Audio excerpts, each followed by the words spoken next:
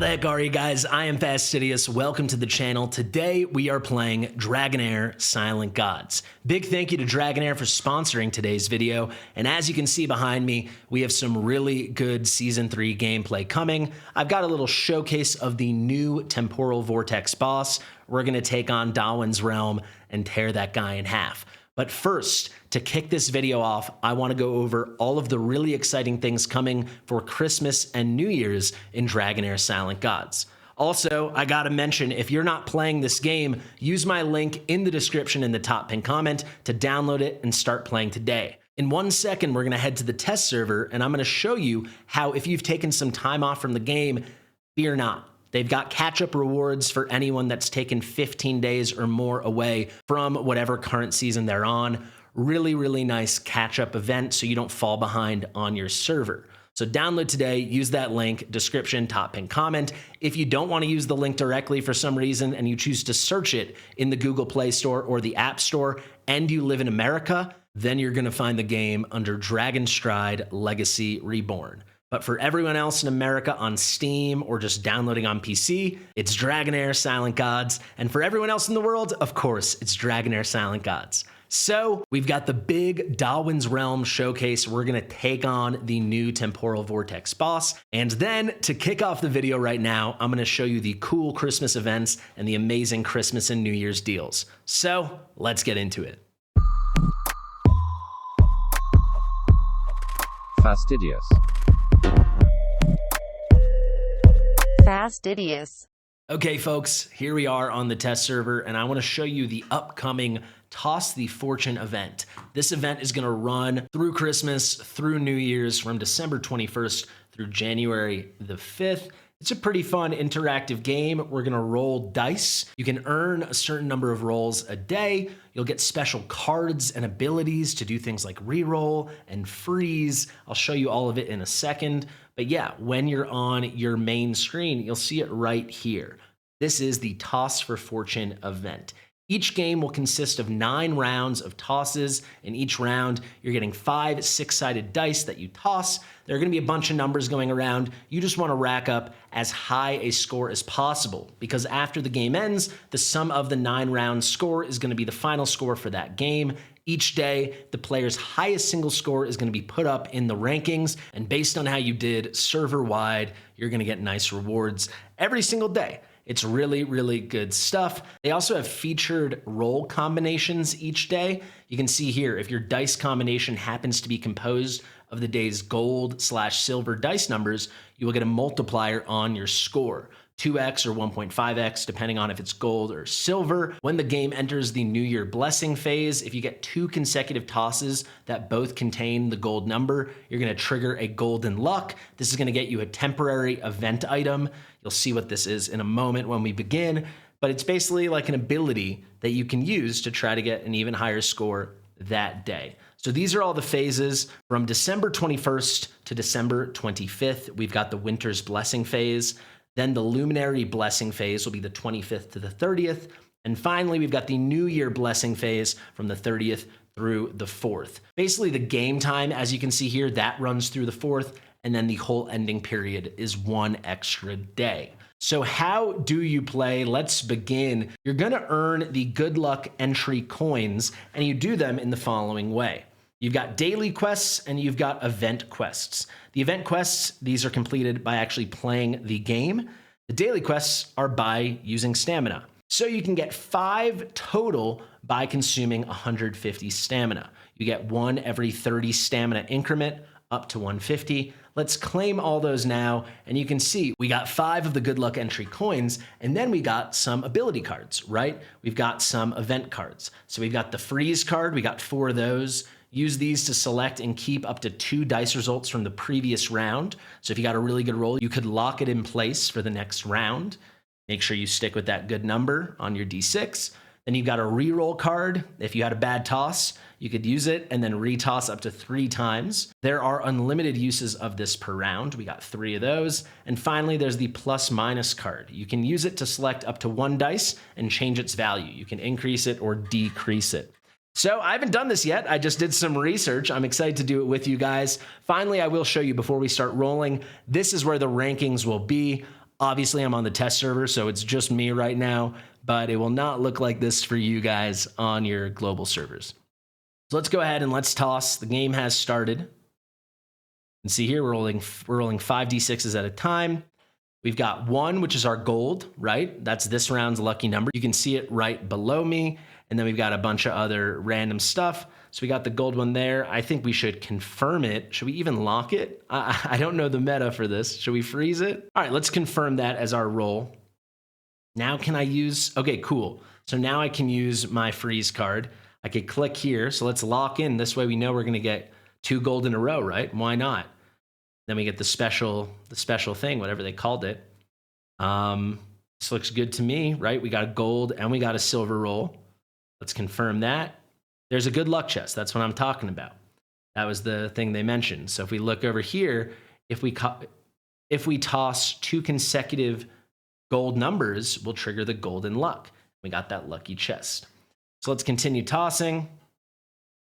Wow, we got 3 of a kind, 3 golden numbers. The golden number is 1 today. We'll definitely lock that in. This would be a good time to maybe use one of the nudge cards if that was close, but it's not, so we won't. But I don't want to change it. Okay, good. Let's go.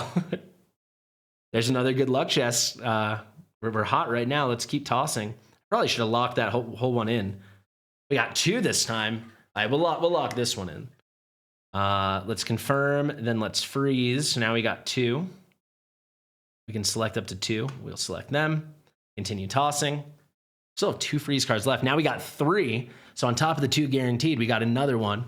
That's a full house, they're saying. We could use our nudge card, right? And make these silver. We do that? Is that worth it? I don't know if that's worth it. I'm going to do it. We can only do it once per round. Okay, let's confirm that. So we got 3 golds and a silver. Another good luck chest. We're racking those up. I'll show you guys what those give us in a second. Let's keep on tossing. Should we do it again? I think we should, right? You can pick up to 2 dice rolls. Let's just do it again. It's not going to get better than that. Okay, I'll lock that in. Round 7. Got another one there. It's not a very good one. Let's just accept it and move on. Ooh, we got no gold and no silver. We barely rolled any 2s. I don't know if these expire after. I'm assuming they do, so let's just lock in a couple 2s for ourselves. All right, 1, 2. Yeah, I can only use it once. So there's another good luck chest. We'll take it. Final roll. Okay. Is there anything we can move around? Anything we can nudge? I think we just do a re-roll because we haven't done that yet. Let's retoss. Oh, we can choose which dice we retoss. Okay, cool. Let's retoss those 3. There's another one. Let's keep retossing. Okay. Should have done this sooner. Not too shabby. 3 of a kind with the gold. Lock it in. Not bad. So that was actually our best one. Those 3 of a kinds, we got 40 points. This is how we rack it up. In total, we got 168 points. So now we should be on the leaderboard. Not seeing it there yet. Also, as we get points, we're going to be working towards the Luminary Blessing, where we can get some great stuff, including a lot of Heliolite dice. In total, we've got 6 down here. That is some very, very good stuff. There's a special avatar. It's a very interesting, very cool event. And that was only my 1 play of the day. We have 5 plays, right? We have 5 of these entry tickets, and each one of those is 9 rounds. So you're playing 5 games, 9 rounds each, 45 total rounds a day. There's a lot of stuff going on here. Now I'm in my pack. I can show you guys how to get there. Go to your pack treasure chest, and here we've got all our lucky chests. We got 9 of them from just that round. Let's just open all 9 and see what we get. We can get our normal Starlight dice. We can get some Essence of Creation, some Virmaro. We got some Prismy coins. We got some gold. Lots of good stuff. Let's see what we get. 60 Virmaro, a Starlight Stone. That's some good stuff. Some Essence of Creation. It's a pretty cool event, very generous, and that is running all the way from December 21st through January 5th. Now, there are some very good spender events coming for Christmas and New Year's, but before I show you that, I do want to show you this. This is the Return to the Plane event. So this is for anyone that has been away from their server, from their plane that they play on for a period of time, so long as that plane, that server has been open for 15 days. On my test server, I was away for, I don't know, 2 or 3 weeks since our last video on the test server. And you can see we have these return to action rewards basically. There's a little quest line. There's a daily login where in total you can get 200, 300, 400, 500, 600, 700, 1,000 Virmaro. Really good. As we do that quest line, we've got great rewards up here. We also have this Returnee gift you can claim all at once. Really good development resources. This is a way to allow people, and I think it's very cool that Dragonheir is doing this, to allow people that took some time away from the game to come back to their server and not be so behind, right? Really, really cool stuff. Some good skill ups, resources, everything you would want. Really good resource development packages. It's a cool thing. Now, during this holiday season, the game is going to have a 100 top-up rebate event. So anyone that tops up and buys dragon crystals, the normal value is 2x. So it's basically a 2-for-1 for your money event. It's a very good time for spenders to load up on some more dragon crystals and get that edge in the game if you like to spend on it. They've also got, for the new year, a super value pack. And this is going to be a juiced up pack that is a full 40% off. It's going to be available starting on December 21st, and it's going to run through the whole event, all the way up to January 5th. Again, this is a very good value for spenders. Finally, they're introducing something called the Appearance Pool. So this is a great way to get cool cosmetics in the game. They're going to have a new skin for your mount that's going to be a themed deer. It's going to be a kind of reindeer, Christmassy, New Year's-y vibe. They've got a new foot mark, a new trail, and a new pattern. And if you do the Appearance Pool event, you can scoop all of that up in one go. As you can see, there's a lot of really good stuff going on, with the highlight event being the Toss for Fortune, but some really nice other events, some spender events, the Appearance Pool event, cool stuff to go get. There you go. Good times in Dragonheir Silent Gods for Christmas and New Year's. All right, guys, like I said, on top of breaking down all the crazy fun events for Christmas and New Year's that are happening right now and are coming soon in Dragonheir Silent Gods, I also wanted to show you some real Season 3 gameplay. So you can see here we're entering the Temporal Vortex. This is your daily boss, and it is a new version in Season 3. No longer is it the Poseidon boss, now it is Dahwan. And you're entering Dahwan's realm. He is a very cool, very unique boss. I've never seen anything exactly like this in any game that I can think of. He has 3 faces that he cycles between. He's one giant floating head. And there is a very cool mechanic where you can kind of manipulate which face you are going to see. And I'm going to show you that here as I take you through a battle. But this is a very fun, very welcome change, having a new daily boss. So if I show you really quickly right now, he's got 3 faces. Each phase comes with a different face, and it has different abilities. Pretty cool stuff. The key mechanic here in this fight is something called Mist. And as I'm going to show you in one moment, we have ways to manipulate the Mist stacks going up or down. And depending on the number of Mist stacks Dahwan has, it will determine what the next face we face is going to be. This is getting funny now. You can see he starts off the battle with 100 stacks of Mist. And then if we look at the second passive over here, when the tri-phase rotation is triggered, this is where he cycles through to the next face. He is going to switch to the corresponding form based on the current number of Mist stacks. So if it's greater than or equal to 140 stacks of Mist, he will go to the Scorching phase. If the Mist count is less than or equal to 60 stacks, he's going to go to the Wrathful phase. And then anything in between 61 up to 139, he will be in the Merciful phase. So the Merciful phase is an interesting one. This is a healing phase. And when you're facing this face in this phase, he's actually going to be healing, which is pretty interesting. However, after 18 seconds, before he triggers the tri-phase rotation, he's going to permanently give himself a stack of Wax and Wane. And as he stacks this more and more, he gets higher to reaching 100 stacks. When he reaches 100 stacks, then all his healing will start dealing damage. The Scorching phase, this is the hardest to deal with, in my opinion. So as you're going to see, we're going to manipulate the fight so that we ignore it entirely. This is the AoE damage kind of phase. So when you're facing the Scorching mode, if we look here, you'll see he does AoE poison damage and he inflicts AoE defense penalty 2. He does that at 6 seconds and 12 seconds, and then he does a big AoE, hitting all the members of our team 5 times each, dealing poison damage again. He's going to ignore immortality, invincibility. He's going to prevent resurrection, so we can't revive ourselves. Very, very difficult. Definitely something I enjoy avoiding. Finally, the Wrathful phase. This is going to be more of a single target damage phase. And you can see here, he's going to deal fire damage and he targets the units in the frontmost row. He'll deal additional damage to the enemy, our ally, with the highest HP. And upon that unit, he's going to inflict defense penalty 2. He does this again after another 6 seconds at the 12-second mark, and then he does a bit of an AoE after the full 18 seconds. He's going to deal AoE fire damage and then additional fire damage to all the front row units, ignoring immortality, ignoring invincibility, preventing resurrection.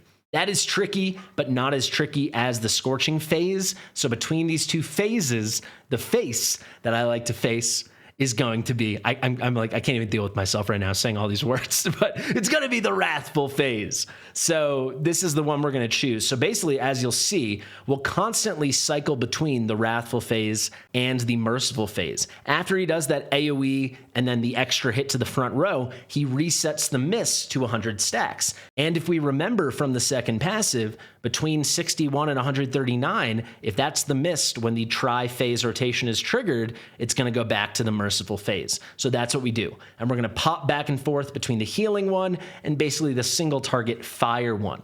You can see you need a lot of accuracy for this battle. His resistance is 288, so the recommended accuracy is 308. It's also nice to have some units with resistance. We are going to bring cleansing. We've got a unit that will dispel debuffs, but it is good to have someone with some resistance. Some people build their entire team with resistance.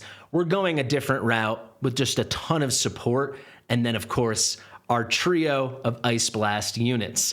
So let me show you that now. Before we do, I got to show you how we can manipulate the mist. So we get to decide which of these two mechanics, there's one on the left, one on the right, which one will cause Dahwan to accumulate mist and which one will cause Dahwan to dispel mist. So you can see gaining a shield or healing is going to accumulate 1 stack of mist. Dealing damage is going to remove 1 stack of mist. Likewise, if we go to the next row below, you can see the way I have it set right now, inflicting a debuff accumulates 2 stacks of mist, gaining a buff removes 2 stacks of mist. So the way I've built my team is going to deal damage and gain buffs more frequently than it's going to gain shields and get healed, as well as inflict debuffs. So the way I've set it up is I want to dispel more mists to ensure we go to the Wrathful phase, not the Scorching phase. If I wanted to face the Scorching phase, I could switch it like this. Or maybe I had a different setup where we were dealing damage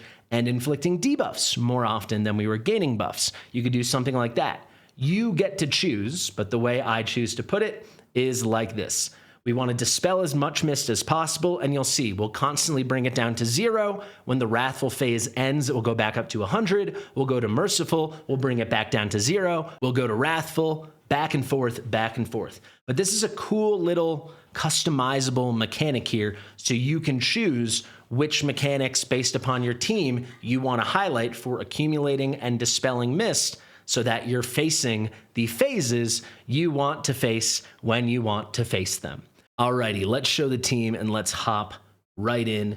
Like I said, I'm bringing that Ice Blast trio. I featured them in my last guide for Temporal Vortex right here on the channel. You can check it out. That was the old boss, so if you're still on Season 1 or Season 2, this team is just as good. I guess you have to be on Season 2 because it features Ice Blast units, which were obviously introduced in Season 2, but it's all built around Beldel. Her damage is just absolutely amazing. This is the build we've got here.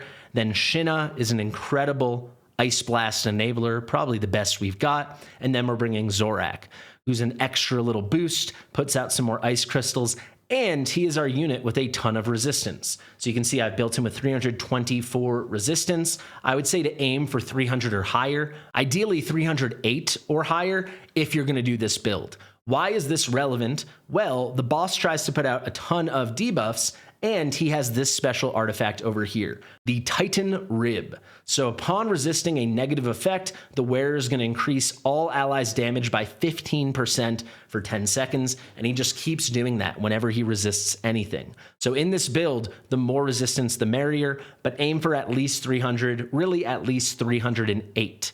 Now, of course, we've got my girl Philosia for some good support. She's going to bring a lot of shielding, damage reduction, really, really nice for damage mitigation and just keeping everyone alive. And then the new unit, this is who we've swapped in. And in part, we're doing this because it's season 3. And now Ice and Poison have a synergy for the devitalization affinity. We're bringing a poison support, and that's going to be Ogok. So Ogok is pretty key over here. He brings a lot of healing, and from his passive, whenever he heals an ally, he'll also dispel 1 debuff. That is very nice. He puts out some extra healing and a little attack penalty too to reduce Dahwan's damage he's dealing to us. And then most importantly, he's going to give us a lot of uptime on immortality. So this is a 5-second death immune state. And we've built him with a lot of accuracy. We've built him with a lot of enlightenment.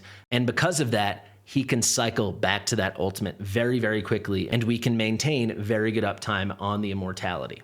All right, let's head into battle and let's see it all in action. I know that was a long prelude. This is the fun part now. Let's start off at 3x so it's not as fast. This is the Merciful phase, so it's the healing mode. Really not a threat at this point in the fight. You can see here, this meter is tracking the miss. So we took the miss down to 0. Now he's going to switch to the Wrathful phase because it's 60 or less, right? Less than or equal to 60. We're just keeping it right there at 0. When he does his big move, he's going to reset the miss to 100, which pushes us back to the Merciful phase, and we just ping pong back and forth. You can see the DPS over here. Beldel is our absolute queen. She's crazy. Everyone else is basically enabling her. Sure, Shinna's doing a little damage, Zorok's doing a little damage, but as is typical with this Ice Blast comp, it's the Beldel show. But look at that. We're already at a very clean triple S. We'll just keep chipping away. Back on the Merciful phase, and you can see it's never even close. We get that thing straight down to 0. Now it's the Wrathful once again, and it just stays at 0. The only way they ever get the stacks back up with the way we've done our switching, and we've set what leads to accumulation and what leads to dispelling, it's just when the Wrathful guy, when the Wrathful phase finishes and he resets the miss to 100. Now we're back to Merciful. I'll put it on 4x now. I think we're ready for times 4 speed. We get what's going on. I've actually never let this run go in its entirety since I set it up a few weeks ago, just for the interest of time. So I'm quite interested to see exactly what number we're going to get to. I also want to take this moment to give a big shout out to my friend Will, who helped me put this whole thing together. Very wise Dragonheir player. You guys can find him on my Discord, the Fast and the Fastidious, link in the description. Chipping away. A lot of damage reduction coming in, allowing us to keep everything going. Philologia and Ogok is a great duo for support. And yeah, you can see Beldel going crazy. I'm hoping we get at least 300 million. And actually, on that note, I'm going to make myself disappear. We'll speed this up and I'll check back in towards the end because this fight might take a minute.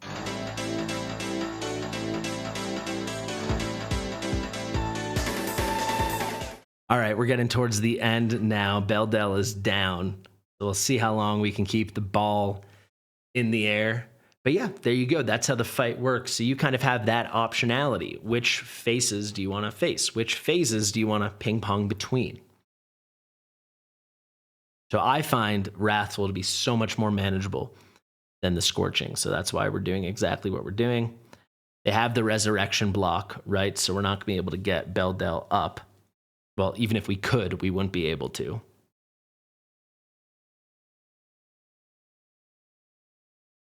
Looks like we're about to lose Zorok in a second. He hangs on. There is a ton of support in this comp. So if you don't want to go very high resistance, I know that's hard for a lot of people to build, it's pretty viable to just bring a lot of support. One thing I didn't mention is this guy over here. I'll show you in 1 second, but we're bringing a familiar for support as well. Well, I shouldn't say just for support. He's dealing some damage based off of max HP, but he has a little extra support capability from his passive. So there you go. We blew past that 8 million. We got to 267 million. I was hoping for a little more, but clearly that's more than enough. Over 30x what we needed. This is the familiar I was talking about that I'm running, the Starlight Stoneborn. Pretty nice guy to use here. He's dealing damage based off of the resonance level and then the target's max HP. So 2 very static powerful things. He's also putting out very consistent vulnerability. His accuracy is scaling off of the unit on the team with the highest accuracy, so we know he's going to land it. And then, like I said, when someone does drop, like when Beldel dropped earlier in the fight than our other allies, he's going to do a big AoE heal, scaling off the target's max HP, which in a fight like this is pretty dang good. So there you have it, guys. Cool stuff still happening in Season 3, and obviously amazing things coming for Christmas and New Year's, so do not sleep on that. We're getting the Toss for Fortune event. That's going to run from December 21st through January 5th. Amazing rewards to earn there. We've also got the 100% top-up rebate, so you're going to get an equal amount of Dragon Crystals compared to whatever you buy. Basically, you're getting twice as much for the same price compared to what you normally would receive. Also, for the New Year's, we're getting a super value pack, 40% off. Really good stuff in Dragonheir. And then finally, we've got the New Year's exclusive appearance pool. In just one go, you can get the themed deer mount, you can get the footmark, the trail, and the pattern. Really cool stuff going on in Dragonheir. Thank you so much for watching. Thank you to Dragonheir Silent Gods for sponsoring this video. Make sure to download the game today using my link in the description, the top pinned comment. I've been Fastidious. Share it with your mother, and I'll see you real soon. Bye.